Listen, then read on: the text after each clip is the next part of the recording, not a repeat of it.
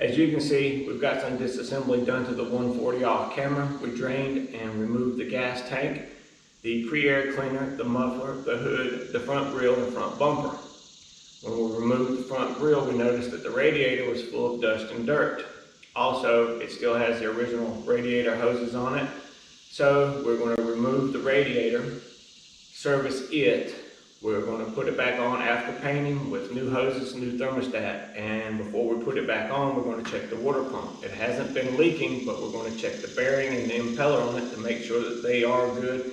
If not, we're going to replace that as well while we have the radiator off. We have a few things left to remove before we can take the touch control lift block off to have the O-rings and gaskets replaced. It's just the arms that raise and lower the implements, like your 2-bottom plow or disc or whatever you may have, and the hard hydraulic lines. We also got to thinking about it while we've got it down this far. It's probably the original clutch in this tractor as well. So we're close enough that we can go ahead and just remove a couple of extra items, and we can split the tractor in half so we can put a new clutch in it. We're going to get everything hopefully ordered today, so by the first of next week we should have everything we need to do the clutch. We'll do a small video on the splitting of the tractor using the tractor stand that we made in the shop, which is a plus.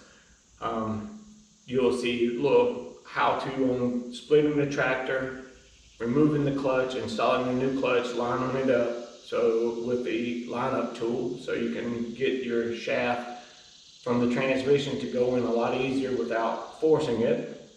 Also, there'll be some videos on the replacement of the brakes on the rear of this tractor and the gaskets in the rear end housing. It's a lot of work, but it's not really work if you enjoy it. We'll also probably do a little quick video on the gasket and O-ring replacement on the touch control block, so stay tuned for that as well. And once we get everything back together, we're going to do a drive around video, and I might even let my #1 mechanic drive the tractor for you. So thanks again for watching, and stay tuned for more videos.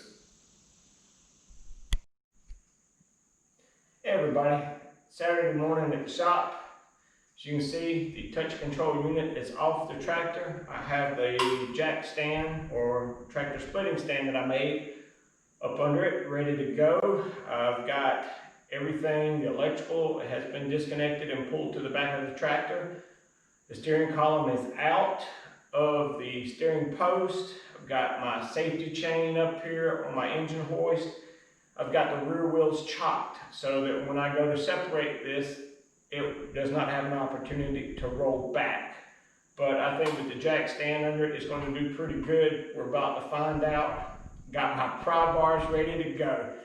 Got all the bolts out, got the inspection cover off. It's looking like it wants to separate a little bit, so hopefully this won't be too hard of a job. I got a big box from Steiner yesterday with radiator hoses, the clutch, the gaskets and brakes for the rear end.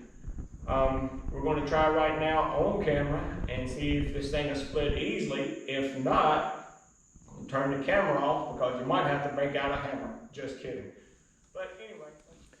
Okay, didn't take that long to get it apart. As you can see, yeah, it's the original clutch. And you can see it's really nasty in here. So I took and checked my throwout bearing, and you can see that it is worn out. So when I ordered my clutch and stuff from Steiner, as you can see, there's my touch control unit. It comes with the disc, the pressure plate, a new bushing, and the lineup tool, which really helps to make the install and lineup a lot easier instead of trying to use the shaft. Well, that's what it looks like inside. And that's what the clutch looks like. Like I said, you can see it's original, but at least the ring gear is in really, really good shape. There's a little bit of wear right there, but that's not enough for me to warranty a new ring gear.